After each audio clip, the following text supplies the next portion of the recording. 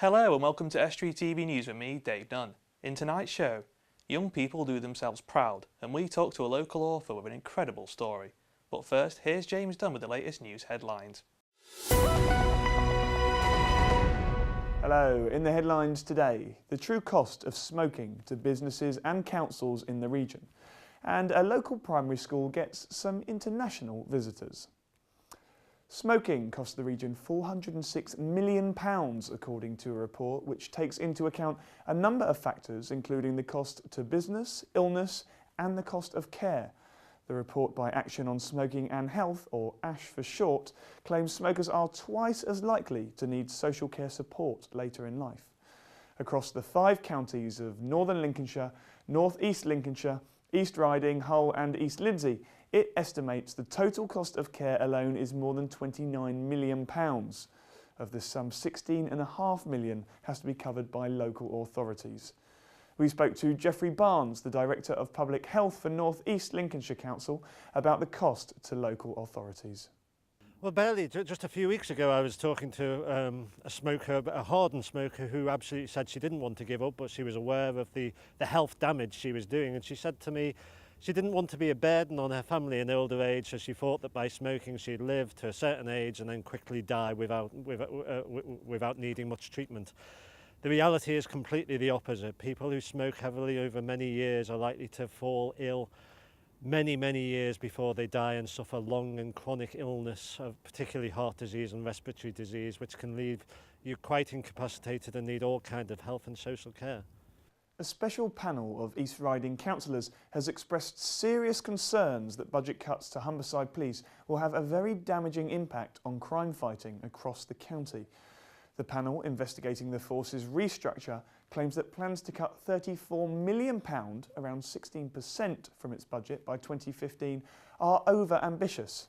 The panel worry they could suffer disproportionately with more resources being concentrated in Hull, Grimsby and Scunthorpe, despite East Riding residents paying more towards the cost of policing. Other concerns include a lack of engagement with the local authority and residents, many of whom are unaware of the huge changes about to be implemented. We spoke to panel member Sean Horton about their concerns. The focus of the new structure does seem to be more centralised, and obviously with vast parts of East Riding being very rural, we are worried about that. Obviously, we understand the financial difficulties that the police face. Everybody's got to make cuts, and we understand that obviously there will be cuts in police officers, and there's inevitably be some closures of police stations, and some of that will happen in the East Riding area. Now, we don't want preferential treatment, we just want fair and equal treatment, and that may turn out to be the case, but at the moment we don't know the detail of where those cuts are going to come. UKIP's motion to change the decision-making system in North East Lincolnshire Council has been dealt a hammer blow, but not from the ruling Labour Party. UKIP claim that using a committee system instead of the current cabinet system would be more democratic, yet the Conservatives have put forward a separate motion, despite proposing the same thing last year. The Tories want more full council meetings and scrutiny meetings, and the chance to ask more questions in the decision-making process. UKIP have already said they will not support the alternative policy, making any change at all unlikely because of Labour's majority on the council. A school in Cleethorpes has welcomed international visitors this week. Middlethorpe Primary School is hosting head teacher Joshua Nutungadura from the Hillcrest School in Zimbabwe as part of an exchange programme between the two schools funded by the British Council. The scheme aims to encourage learning about different cultures in schools. Head teacher of Middlethorpe, Jamie Holbrook, emphasised the importance of cultural diversity when explaining why the scheme is so important. Two ways really, both educationally and culturally. It's fantastic for our children to experience life in different cultures. Cultural diversity is low in the area, and we think it's important that we take culture to the children and make sure that they develop a high level of respect for others and an understanding of other people across the world. So culturally, it's about our children and adults learning about those different cultures, but both educationally as well, because we can learn from different systems and different approaches in other countries, and they can learn from us. Well, I'm afraid that's all we've got time for today. But don't forget, if you've got any stories for us, you can get in touch by calling us, emailing us, or contacting us on social media. Details are on our website. Bye for now. Thanks, James.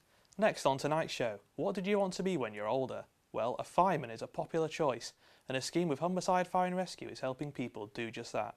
I went along to meet the young people who took part in the 12-week project, now in its 10th year. The Prince's Trust scheme, now going on its 10th run, will not stop anytime soon according to Humberside Fire and Rescue, who jointly run the scheme with the Prince's Trust charity. Absolutely. I mean, we're all in the public sector facing hard times, as everyone's aware, with austerity and funding cuts. However, I, as the Chief, am committed to working closely with the Prince's Trust and other youth organisations to put programmes like this together.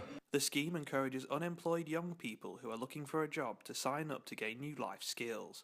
The scheme involves a 12-week programme in which participants do a range of activities, from a residential visit to encourage teamwork to charity work, all to build better people.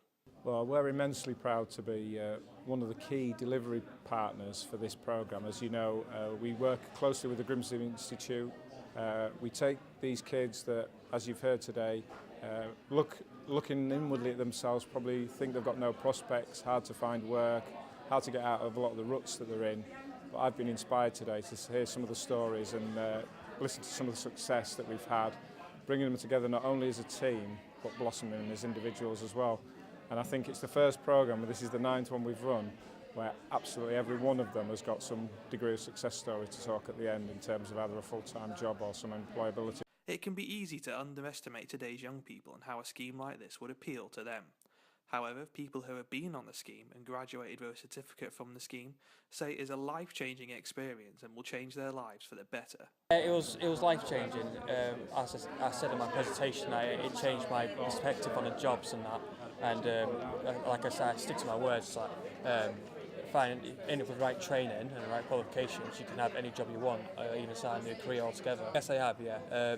Before the Prince's Trust, I was getting up again out of bed in the afternoon, but now I have a routine. I get up out of bed about 9 o'clock now, so the days are longer, I get to do more stuff, so I can search for more jobs and get myself better prepared for work. Well, 6 qualifications, obviously motivation as well to work. My CV, I think it's brilliant now compared to what it was when I was at school and college. Since I've been on this course, I've decorated it loads and it looks loads better and more professional. So, definitely, yeah. Like I said in my speech, I'll definitely go to a job centre, advertising the Prince's Trust and promoting students to definitely enrol, because like I said, they'll have the time of their life on it. With this group of scheme graduates looking forward to the future and gaining full-time employment, it's clear to see that the scheme works, people are committed to it, and that Humberside Fire and Rescue Service is extremely committed to running the scheme for a long time to come. Dave Nunn, Estuary TV News. Now our guest on the show is Ronald Hill. His new book, Grammar School Boy, about his education in Barton, is released this week. But it's a world away from his career as an expert in Soviet politics. James Dunn spoke to Ron about his life. Well, Ronald, thank you very much for coming in today. I don't want to waste too much time with niceties, because you've led a very interesting life.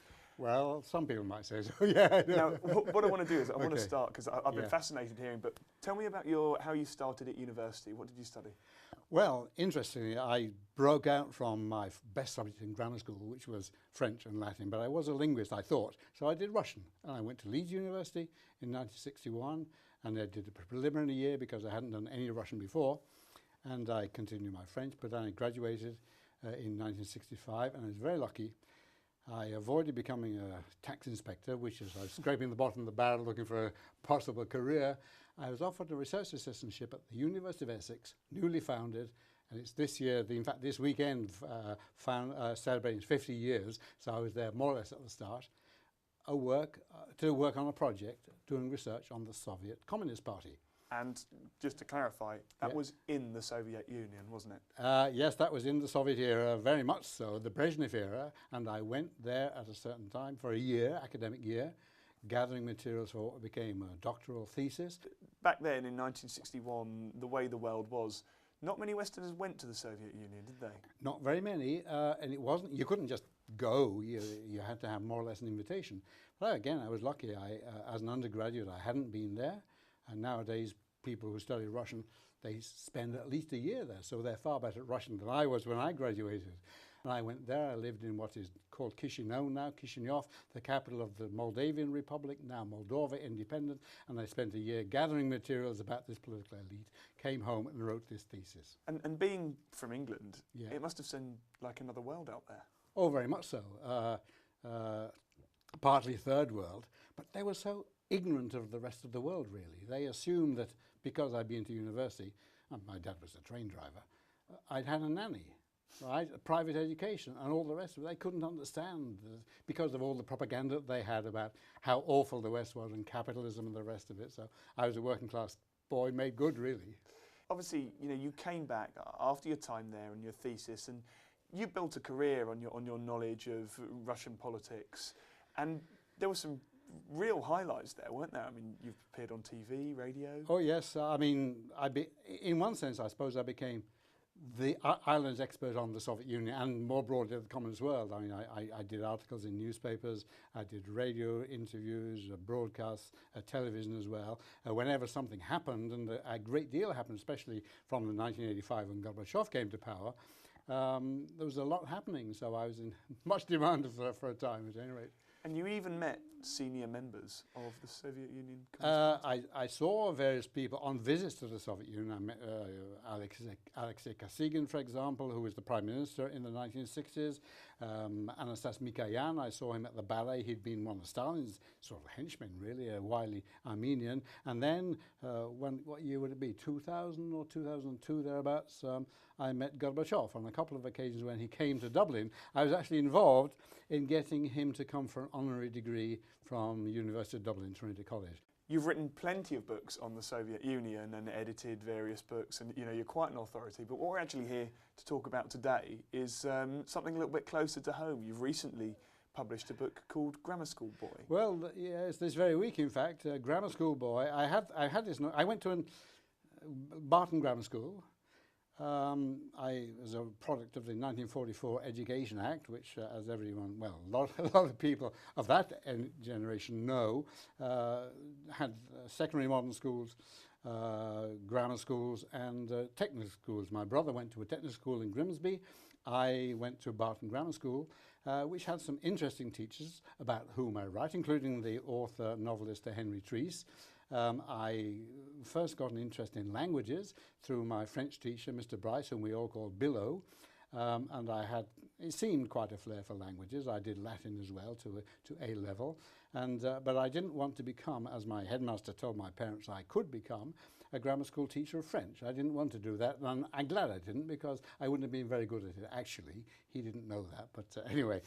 And when I was applying for university, I thought, I'll try Russian, because I saw a newspaper article say there's going to be a demand for Russian speakers. And I thought of myself as a linguist, and so I did Russian at Leeds University for 4 years. This time that you spent at the grammar school, it's not really just about what you learned, is it? It's about all the fun things that happened at school. Yes, I mean, I've had a whole career in education and never really left it, which is strength and a weakness. But I do believe that education is not just about training. It's not just about what goes on in the classroom. I learned a hell of a lot from the Scouts. I'm afraid I'm going to have to cut you off there, but just tell us, where can we get it? There's a website where it can be ordered direct. It's www.ypdbooks.com. That's all for tonight's show, but don't forget, if you've got some stories you want to share with us, please get in touch. Our number is Grimsby 315561, but you can also get in touch via Facebook or Twitter at Estuary TV, or you can email us on news@estuary.tv. Thanks for watching, bye for now.